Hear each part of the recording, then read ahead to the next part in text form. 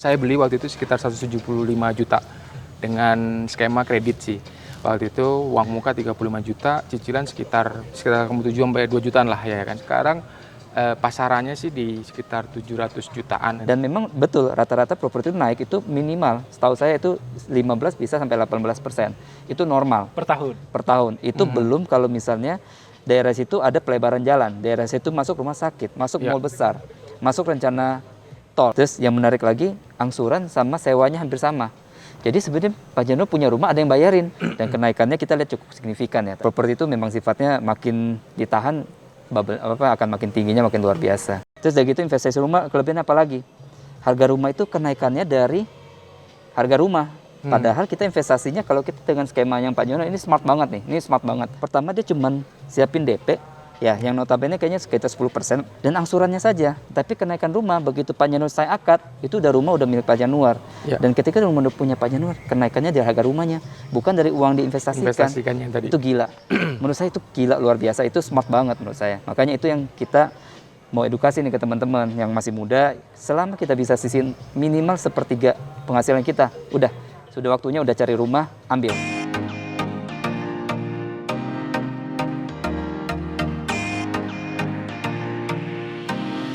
Buat teman-teman yang pertama kali atau belum pernah investasi rumah, tonton video ini karena di sini kita akan bahas tentang investasi rumah dari yang sudah berpengalaman. Oke, di sini kita ditemanin oleh Pak Januar, Direktur Sales dari Botanika dan Pesona Alam Cisarua. Dan di sini saya juga ditemanin oleh Pak Joni dari Badak Perkasa Group. Pak Januar, boleh diceritain Pak tentang pengalaman Bapak beli rumah di Bali kalau nggak salah ya? Ya, benar. Itu harga berapa Pak? Jadi waktu itu saya beli di tahun 2008 Pak. Saya beli waktu itu sekitar 175 juta dengan skema kredit sih.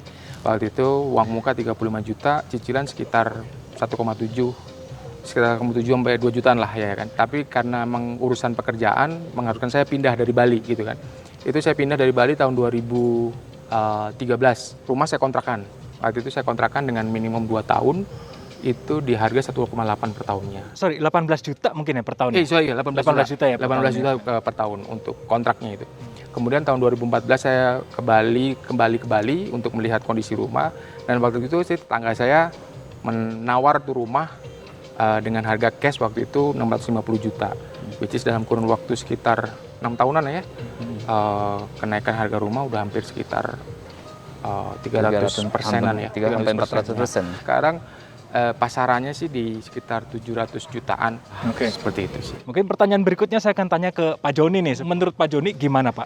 Kenaikannya oke nggak segitu? Atau sebenarnya gimana kalau kenaikan rumah itu? Ini yang menarik sih, tadi beberapa poin yang kita dapat. Dia udah beli properti dengan KPR, DP-nya rendah, dan biasanya dengan DP seperti itu udah termasuk sama biaya proses KPR dan bahkan pajak pembeli mungkin juga sudah. Ya.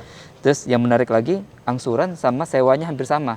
Jadi sebenarnya Pak Jano punya rumah ada yang bayarin dan kenaikannya kita lihat cukup signifikan ya. Properti itu memang sifatnya makin ditahan akan makin tingginya makin luar biasa. Ya. Itu yang kita cita-citakan. Jadi di Badak Perkasa Group kan kita memang bantu teman yang untuk punya rumah karena kita mau edukasi itu. Makanya tadi kita ketemu Pak Januar, ini menarik banget karena propertinya naik dalam beberapa tahun udah naik sampai 300%-an. 300%. Dan memang betul rata-rata properti itu naik itu minimal. Setahu saya itu 15 bisa sampai 18%.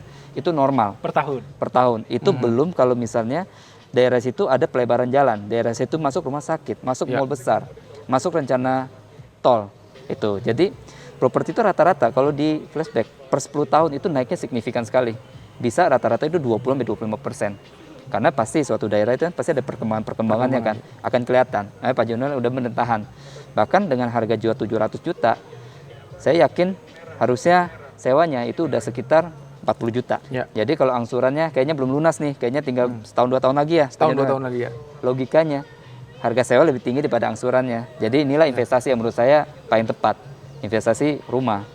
Karena kalau investasi rumah kita sama-sama tahu nih, pertama tadi keuntungannya bisa disewakan. Ya kan, kita bisa memiliki itu. Terus dari gitu investasi rumah kelebihan apa lagi? Harga rumah itu kenaikannya dari harga rumah. Padahal kita investasinya kalau kita dengan skema yang Pak Jono ini smart banget nih. Ini smart banget. Pertama dia cuman siapin DP ya yang notabene kayaknya sekitar 10% dan angsurannya saja. Tapi kenaikan rumah begitu Pak Jono sign kredit saya akad, itu udah rumah udah milik Pak Januar. Ya. Dan ketika rumah udah punya Pak Januar, kenaikannya dari harga rumahnya, bukan dari uang diinvestasikan. Investasikannya yang tadi. Itu gila. Menurut saya itu gila, luar biasa. Itu smart banget menurut saya. Makanya itu yang kita mau edukasi nih ke teman-teman yang masih muda. Selama kita bisa sisihin minimal sepertiga penghasilan kita, udah. Sudah waktunya udah cari rumah, ambil. Kalau nggak salah tadi disewa ya sekarang ya kondisinya ya? Kondisi masih disewa sekarang. Harga Dan berapa, Pak?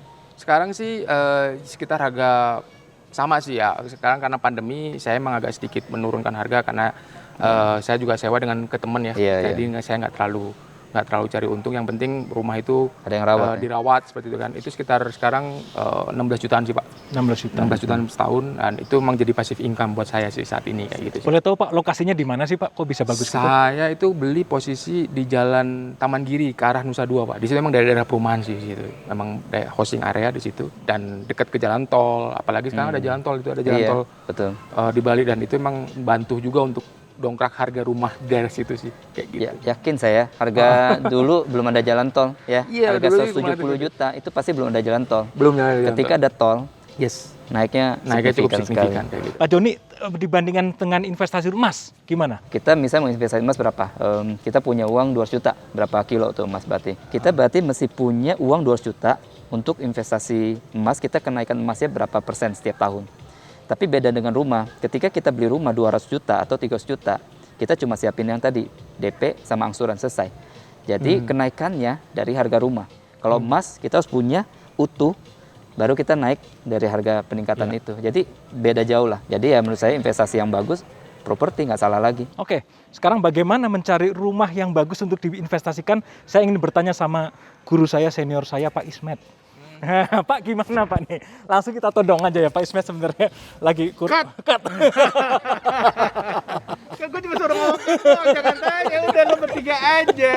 Pak, gimana Pak cara pilih rumah yang bagus itu Pak? Yang paling penting sebenarnya nih kalau menurut saya adalah kita harus memberi satu impresi kepada calon pembeli, harga yang mereka bayarkan sama value yang mereka rasa mereka dapat harus lebih besar value. Ketika value-nya itu sama dengan harga barang yang dia pikir si pembeli, itu ya oke lah, penjualan masih oke. Yang berbahaya adalah sekarang ini kan lagi zaman susah. Mau keluar bikin taman yang seindah ini atau mau bikin sesuatu spek yang lebih baik, takut nggak laku. Yang murah aja nggak laku, apalagi yang mahal. Akhirnya apa? Dia nggak lakukan apa-apa, nungguin laku sendiri. Akhirnya orang menganggap harga yang mereka bayar sama value di bawah. Nah ini yang pada mati. Jadi kalau mau pilih properti yang baik adalah percaya kepada developer yang berani memberi value yang lebih tinggi dari harga yang dibayarkan.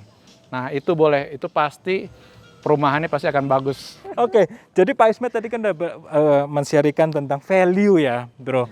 Iya. Jadi untuk para pembeli yang membeli value, bagaimana sih pembeli tahu bahwa itu value-nya bagus? Biasanya sih mesti dilihat dari lokasi sama perencanaan daerah setempat. Jadi kalau memang dari situ misalnya ada rencana tol yang tadi ada pelebaran jalan, ada rencana bikin misalnya rumah sakit besar atau bikin universitas, itu value bisa lihat dari situ, itu untuk sekitar. Terus value yang ditawarkan lagi fasilitas dalam perumahan, apa yang ditawarkan, bisa dihitung kok kurang lebih ketika dia harga segini dengan dapat A, B, C, D, E, ini oke. Jangan sampai kita beli yang daerah yang udah peak banget, dan biasanya kita bisa lihat itu kalau misalnya daerah situ udah nggak ada pengembangan lagi, nggak ada perubahan apa-apa lagi. Terus pastikan juga kalau kita beli rumah harus hitung juga ongkos kita berangkat kerja sehari-hari, itu penting juga. Buat teman-teman yang pengen review sedikit tentang video yang Matt Luke pernah bikin tentang yang di-sharingkan oleh pakar properti Pak Tirta Setiawan tentang bagaimana untuk memilih properti yang tepat, ada di sini.